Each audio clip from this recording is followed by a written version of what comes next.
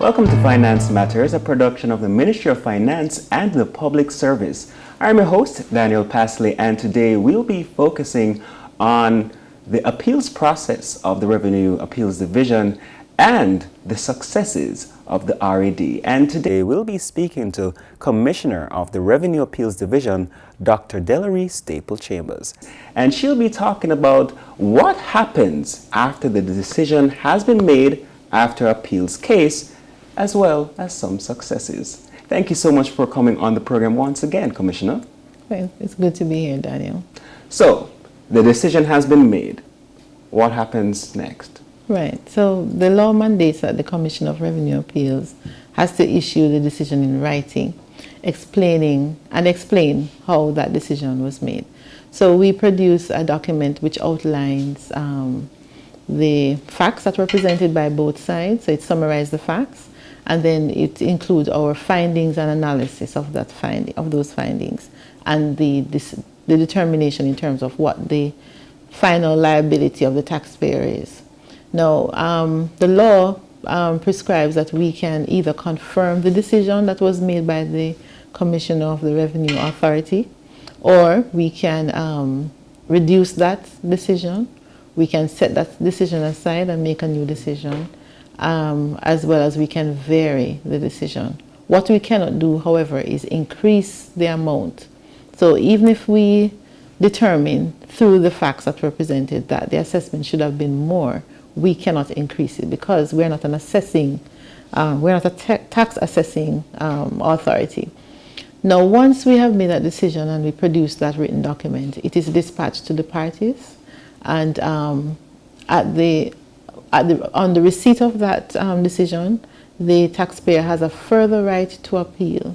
Right. However, the decision is binding on the Commissioner of TAJ or JCA. So right now they do not have the right to appeal the Revenue Appeals Division decision, but the taxpayer can. Let us look at some of the successes. I had a conversation with you some hours ago, and you were talking to me about modernization, how that is so crucial to the RAD. Could you tell us, or should I say tell our viewers a little bit more about that? Right. So the Revenue Appeals Division Act of 2015 modernized the tax appeals laws in Jamaica. So since we have implemented this legislation in June 2015, we have managed to reduce the turnaround time of cases by at least 1/3. So we were like 36 months to 40 months turnaround time. We are now 24 at the end of last fiscal year, 24 months turnaround. Right. And this year we are on track to be within 18 months turnaround time. Our goal our goal by 2021 is to be within a 6-month turnaround, which is basically in line with international best practice. So we are well on track where that is concerned.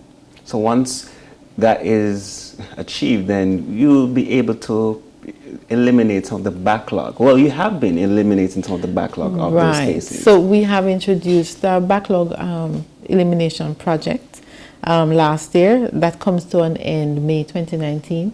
And what we did was to target the closure of cases that were older than 24 months at the end of March 2016. And we are pretty close to completing those. We have gone through more than 50% of that workload already. And that has contributed to the reduction in the times that we're now seeing. With the cases that come in now, current cases are now being kept current, so we're not adding to our backlog. So once a case enters the Revenue Appeals Division now, it can be assigned to someone almost immediately. Prior to that, it had a wait time of maybe 24 months sometimes.